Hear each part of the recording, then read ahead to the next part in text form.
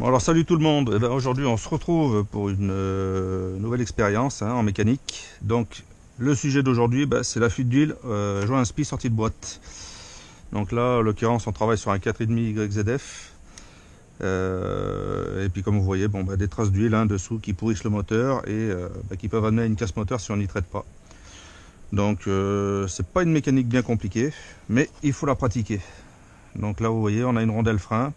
Donc dans un premier temps je vais enlever la rondelle frein et puis on se retrouve après.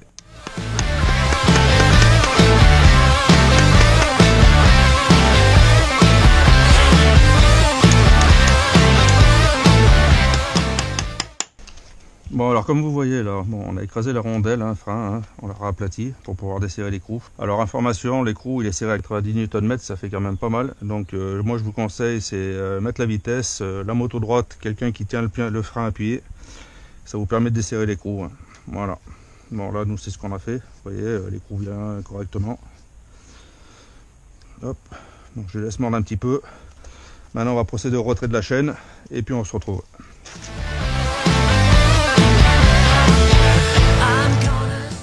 Donc là comme vous voyez on a retiré la chaîne. Donc je viens de retirer mon écrou, la rondelle frein, donc tout dans l'ordre. Bien penser à remettre tout dans le même ordre au retour. Hop. Là, on vient retirer le pignon d'entraînement. Et là, donc, on arrive sur une petite plaque de protection. C'est un cache-poussière. Donc, deux boulons à enlever. On va retirer ça et on se retrouve. Alors, pour le cache-poussière, vous verrez, vous ne pouvez pas vous tromper. De toute manière, pour le remontage, vous ne pouvez pas l'inverser. Il a un sens. Les deux trous sont désaxés par rapport à l'axe. Donc, vous ne pouvez pas la mettre dans un autre sens. Donc, pas d'inquiétude là-dessus.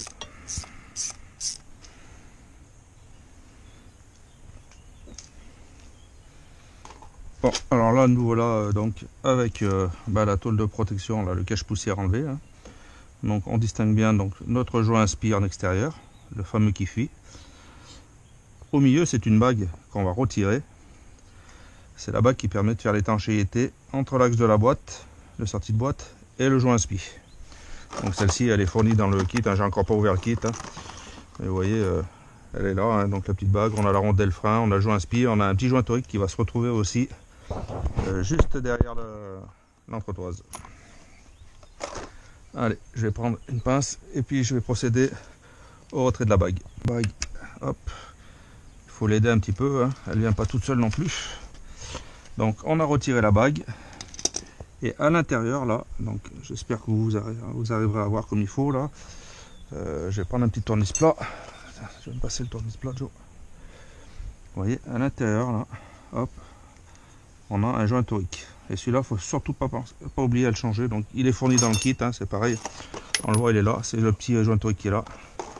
Donc celui-là il est bien à remettre dedans. Alors un conseil, on enlève le joint spi, on enlève le joint torique et on met le joint torique avant de mettre le joint spi, parce qu'après si vous voulez vous amuser à passer entre les doigts pour pouvoir mettre le joint torique là, il y a des chances que vous aviez mis le joint spi tout neuf.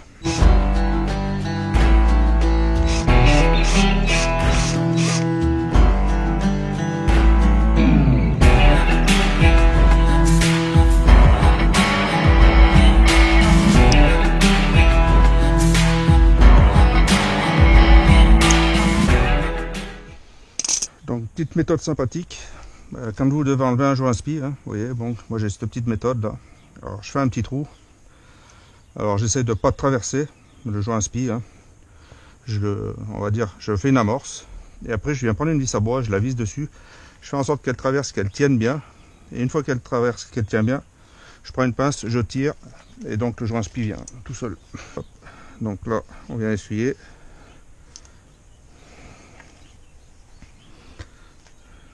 Ça soit tout propre. Alors comme vous voyez, je n'ai pas précisé au début de la vidéo, mais pour éviter de vidanger la moto, j'ai incliné la moto, on a couché la moto, comme ça il n'y a pas de perte. Ne pas oublier, c'est d'enlever le joint torique qui est à changer, c'est celui qui est plus pénible à enlever. Comme tous les joints toriques d'ailleurs. Hop, voilà. Alors, vous voyez, petit joint torique. Alors ce joint torique en fait il fait office de quoi? Il vient faire étanchéité entre l'arbre, sortie de boîte et la bague. Hein. La bague, elle fait l'étanchéité entre l'extérieur du carter avec le joint spi et l'extérieur de la bague. Et là, le joint torique, en fait, il a office, il vient là. Quand il est sur l'arbre, il est là. Donc, naturellement, il est un peu étiré parce qu'il est sur l'arbre. Et il fait l'étanchéité sur la collerette là. Voilà. Donc là, on nettoie bien les portées. Hein. Et donc là, eh ben, on va venir mettre le nouveau joint. Et là, donc, on va faire rouler le joint jusqu'à son emplacement. Rien de bien compliqué. Hein. Voilà. Et là, on a notre joint qui est bien dans sa position. Alors ensuite, on va installer notre joint spi. Alors, là, toujours le guider au maximum avec ses mains pour pas qu'il se mette en travers. Et logiquement, s'il est bien sage. Alors il y en a qui aiment bien graisser à l'extérieur pour l'enfiler. Il y a des fois ça aide et puis il y a des fois c'est pas génial. Donc parce qu'après vous avez votre joint qui ripe dans tous les sens. Alors, la petite astuce, la douille qui va bien. Voilà, pile poil au diamètre. Et là, on l'aide à rentrer. Alors on tape pas comme des marteaux. Voilà. Pas le faire rentrer dans la boîte à vitesse. Voilà. Hop, on s'assure son emplacement, qu'il soit bien en place. Et là on est bien là. Bon alors du coup je suis allé chercher un peu d'huile dans un bidon parce que naturellement j'ai pas la patience d'attendre que l'huile arrive. On va adresser la moto mais ça met toujours du temps à descendre. Donc on lubrifie bien l'intérieur de la bague hein, parce qu'il y a le joint torique qui va venir dessus naturellement et l'extérieur. Hein. Parce que l'extérieur c'est là où justement va porter le joint spi. Donc là il y a deux sens. Hein. Donc les cannelures vont côté boîte à vitesse et là la partie conique sur le devant.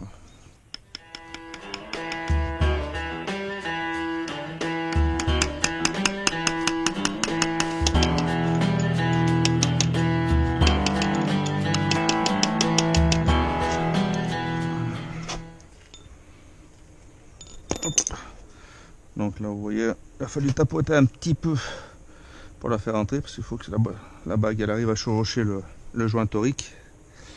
Donc d'où l'importance de bien graisser. Et là on attaque au remontage.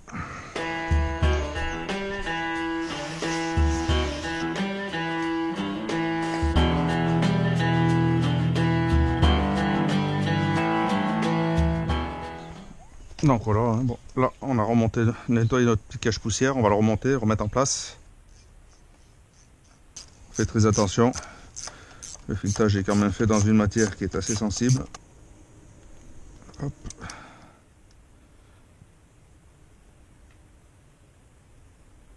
Là. Bon, une fois qu'on a fait ça, on va nettoyer notre pignon.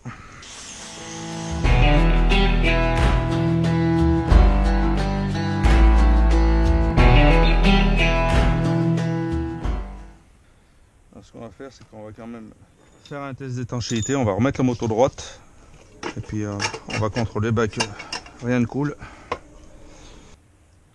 Donc là pour le test, hein, je remets juste le pignon avec la rondelle et l'écrou. Hein. Je vais pas le serrer, hein, c'est juste parce qu'on va mettre en route la moto que le pignon risque de tourner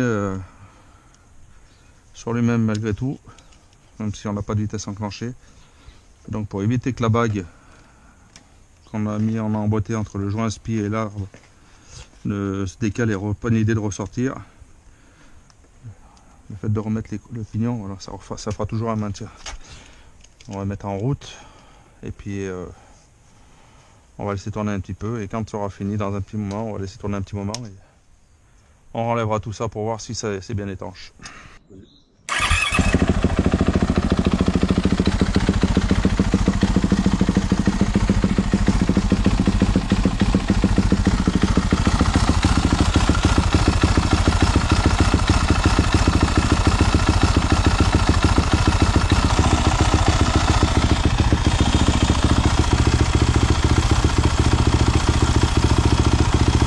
bah, du coup là on a fait tourner la moto, hein. On peut constater il n'y a plus de fuite d'huile, rien du tout, donc le défaut est bien corrigé. Donc bah, maintenant on va remonter la chaîne parce qu'on va en avoir besoin. Parce qu'il faudra mettre la chaîne, mettre une vitesse, la clé dynamométrique réglée à 90 Nm, et on effectue au serrage de l'écrou et freinage avec la rondelle, et les travaux sont terminés.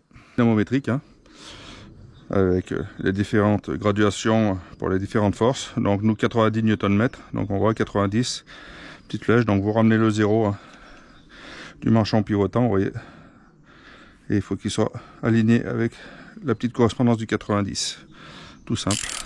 Et là on effectue. Alors comme je vous ai dit, on a remonté la chaîne, hein, vitesse, et on appuie sur le frein, parce que là il va falloir serrer, et là on serre jusqu'à ce qu'on entende le petit clic.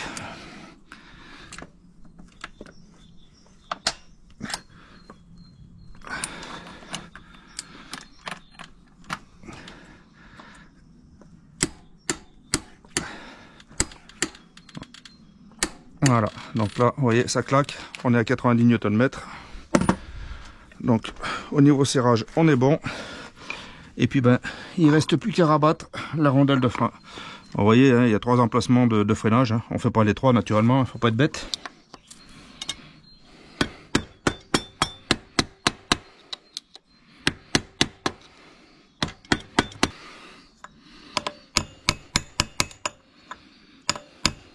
Bon, et ben du coup, voilà, la réparation est terminée. Donc on a freiné notre écrou, tout est réglé, la chaîne est mise en place. Vous voyez, il n'y a plus de fuite d'huile. Donc ben, tout est ok, tout est reparti pour aller sur le terrain. Ben, écoutez, j'espère que ces explications vous serviront, et puis ben, je vous dis à une prochaine vidéo.